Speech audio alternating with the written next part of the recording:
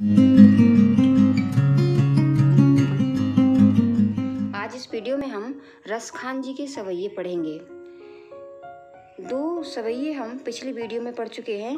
आज ये तीसरा सवैया है।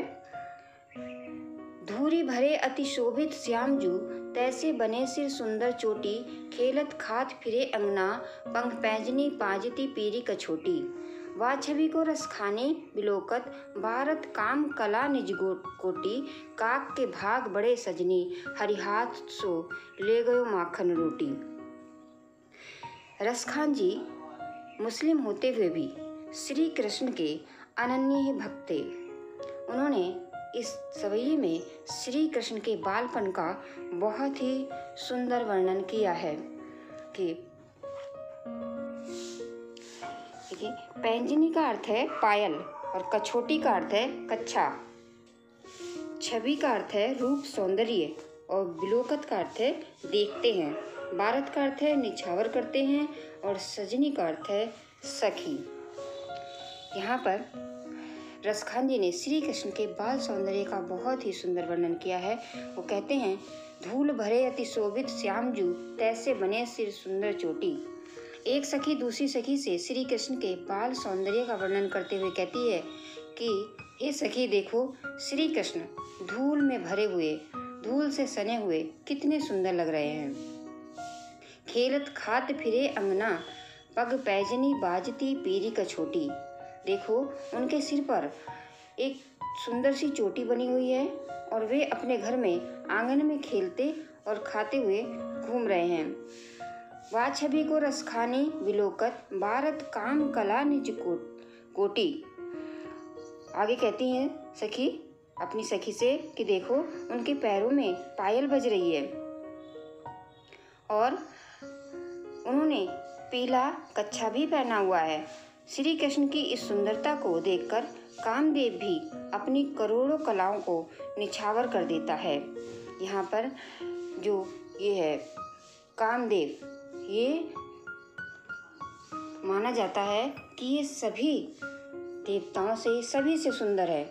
तो यहाँ पर बताया है कि यहाँ पर श्री कृष्ण कामदेव से भी अधिक सुंदर लग रहे हैं और कामदेव भी अपनी सुंदरता को श्री कृष्ण की सुंदरता पर निछावर कर रहे हैं। आगे सखी कहती है, काक के भाग बड़े सजनी, हरि हाथ से ले गयो माखन रोटी।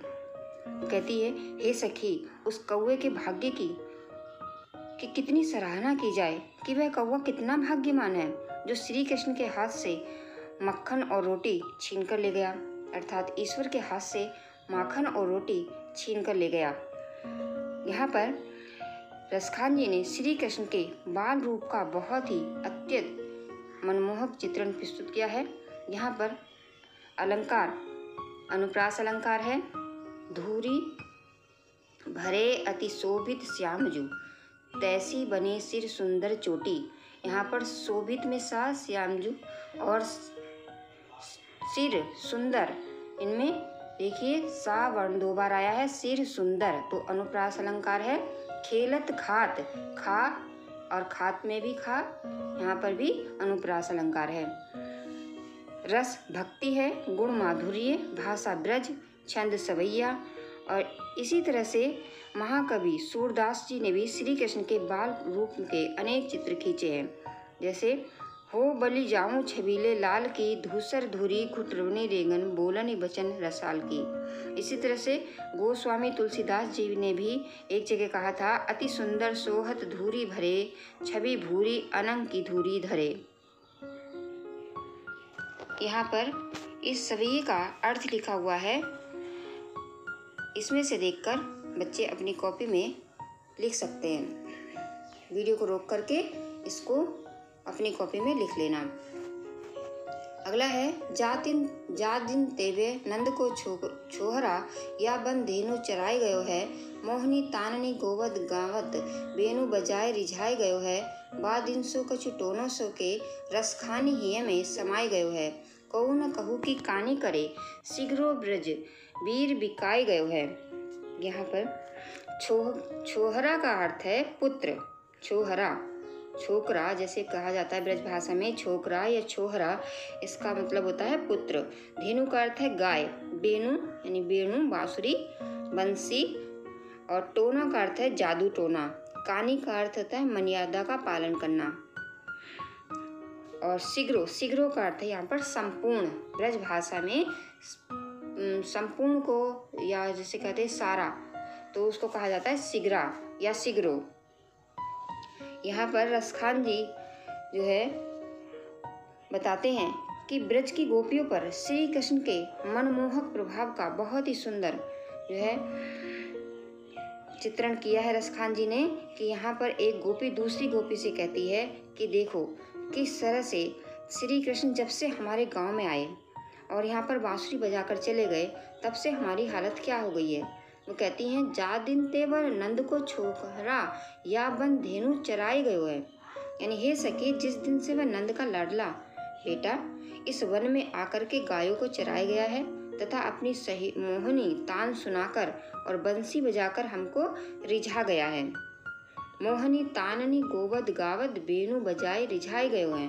यानी जिस दिन से वह नंद का लाडला बालक इस वन में आकर गायों को चरा गया है और अपनी मोहनी हमें मोहित करने वाली तान सुना करके बंसी बजा करके हमें रिझा गया, हमें मोहित कर गया है। बादिन सो कछ टोनो सो के, सखी कहती है कि ऐसे लगता है उस दिन से हमारे ऊपर कोई जादू टोना सा हो गया है। रसखानी हेम में समाये गए हुए, देखिए यहाँ पर रसखान जी का नाम आया, यानी ये जो सवैया है रसखान जी ने लिखा है, तो उसको लिखेंगे कि रसखान जी कहते हैं, और समझ भी लेंगे जब संदर्भ लिखेंगे कि ये रसखान का लिखा हुआ है, रसखान जी का लिखा हुआ है। रसखान जी कहते हैं कि एक सखी दूसरी सखी से कहती है कि ऐसे लगता है जैसे श्री कृष्ण उस दिन से हमारे दिल में, हे का अर्थ होता है दिल, समा गए हैं। कहूँ न कहूँ कि कानी करे, कानी अभी हमने शब्दार्थ में जाना था कि कानी का अर्थ होता है मर्यादा या शर्म करना। कि सखी कहती है कि कोई भी गोपी किसी की भी मर्यादा का पालन नहीं कर रही, अर्थात शर्म लाज नहीं है अब उसके पास। शीघ्रो ब्रज वीर बिकाए गए हुए, यानी यहाँ पर गोपी कह रही है, कहानी का अर्थ है कि मर्यादा का पालन नहीं करना, कि गोपी जो है किसी की भी मर्यादा का पालन नहीं कर रही, यानी कि श्री कृष्ण का नाम लेने में कोई शर्म झिझक नहीं कर रही हैं। जिसका मन आ रहा है श्री कृष्ण को याद किए जा रही हैं, और उन्हें ये भी नहीं लग रहा कि जब वो श्री कृष्ण का नाम इस प्रकार से ले रही हैं लोग क्या कहेंगे उनके बारे में, तो इस प्रकार की बातों पर भी कोई ध्यान नहीं दे रही हैं। इसलिए रसखान जी ने कहा है कि को न कहो कि काने करे, शीघ्रो ब्रज वीर बिकाई गए हैं। आगे कहती है कि सभी लोग श्री कृष्ण का जाप किए जा रहे हैं, सभी जो है श्री कृष्ण को याद कर रहे हैं, सब मोहित से हो गए हैं। ऐसे लगता है जैसे जिस दिन से श्री कृष्ण इस गांव में बंसी बजा कर गए थे, तो सब पर वो अपना जादू सा कर गए हैं। तो ऐसा लगता है कि जैसे सारा ब्रज उन श्री कृष्ण के हाथों में बिक गया है। जैसे श्री कृष्ण के हाथों उस दिन से, जिस दिन से श्री कृष्ण यहाँ पर बांसुरी बजा के गए हैं, ऐसे लगता है कि सारा ब्रज जो है श्री कृष्ण के हाथों बिक गया, क्योंकि सभी जो है श्री कृष्ण का जाप किए जा रहे हैं, श्री कृष्ण को याद किए जा रहे हैं। और जो है गोपियाँ भी कोई शर्म लाज नहीं कर रही हैं, अपनी मर्यादाओं का पालन नहीं कर रही हैं। उन्हें यही नहीं पता कि जो है अगर वो श्री कृष्ण का इस तरह से बातें करेंगी तो लोग उनके बारे में क्या कहेंगे। उन्हें कोई फिक्र चिंता नहीं है, वो बस श्री कृष्ण को याद किए जा रही हैं। तो यहाँ पर इसीलिए लिखा कि कहू न कहू कि कहानी करे, ऐसा लगे कि जैसे सारा ब्रज जो है बिक गया है। तो यहाँ पर यही बताया है रसखान जी ने कि जिस दिन से वह नंद का छोरा यानी नंद का पुत्र श्री कृष्ण यहाँ पर हमारे गांव में गाय चरा कर गया, और जो अपनी मोहनी मुरली की बंसी बजा कर गया, और जो गोधन नाम का एक गीत है वो गा कर गया, तो उस प्रकार से गायों को चरा कर गया और अपनी मोहनी तान सुना कर गया। यहाँ पर इसका मतलब है मोहनी तान गोधन गावत, मोहनी तान सुना गया और अपनी गायों को चरा गया और बेड़ू बजा करके हमें रिझा गया। उस दिन से ऐसा लगता है जैसे वो आकर के कुछ हम पर जादू टोना सा कर गया। और रसखान जी भी कहते हैं कि गोपियाँ कह रही हैं कि ऐसे लगता है जैसे सबके दिल में श्री कृष्ण जो है समा गए और कोई भी किसी की शर्म लाज नहीं कर रहे, कोई भी किसी की मर्यादा का पालन नहीं कर रहा है। ऐसे लगता है सारा ब्रज श्री कृष्ण में के हाथों बिक गया है। यहाँ पर गोपियों का जो श्री कृष्ण के जादू का सजीव चित्रण रसखान जी ने किया है।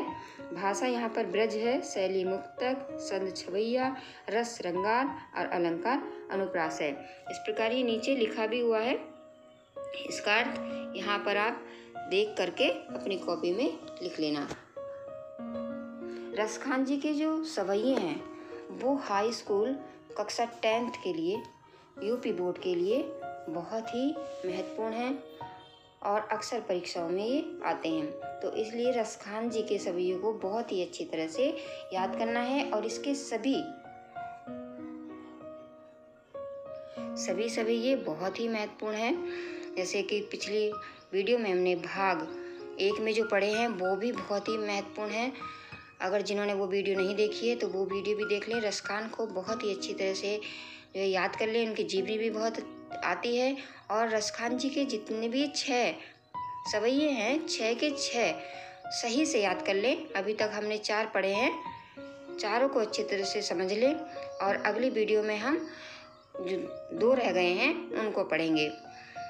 देखिए ये पहला भी बहुत ही महत्वपूर्ण है कि जो यहाँ पर श्री कृष्ण की सुंदरता का वर्णन किया है कि देखो, एक सखी कहती है कि श्री कृष्ण के सिर पर किस तरह से सुंदर सी चोटी बनी हुई है और वो अपने आंगन में किस तरह से जो है रोटी का टुकड़ा खाते फिर रहे हैं। पैरों में पैंजनी बंधी हुई है, पीला कच्छा वो पहने हुए हैं। और रसखान जी को जो है देख करके रसखान जी कह रहे हैं कि देखिए उनकी सुंदरता पर कामदेव भी जो है उनकी सुंदरता पर अपनी सुंदरता को निछावर कर रहे हैं, या उनकी सुंदरता इस समय जो है इस तरह से लग रही है जैसे करोड़ों कामदेव एक तरफ और जो है श्री कृष्ण की सुंदरता एक तरफ। और आगे कहती है कि काक के भाग बड़े सजने। यहाँ पर देखिए कौवे को कहा गया है कि देख कौवे का भाग्य देखिए कि कितना सौभाग्यशाली वो कौवा है कि वो श्री कृष्ण के हाथ से माखन रोटी जो है छीन कर ले गया। तो आज हम इस वीडियो में बस इतना ही पढ़ेंगे। तो आप जो है इस वीडियो को देखिए, ये भाग 2 है और इसको पूरा समझने के लिए इसका भाग 1 भी देखिए। और अगली वीडियो में हम भाग 3 पढ़ेंगे जिसमें इसके रसखान जी के 5वां और 6ठा सवैया पढ़ेंगे। तो मुझे आशा है कि आपको ये समझ में आ गया होगा। धन्यवाद।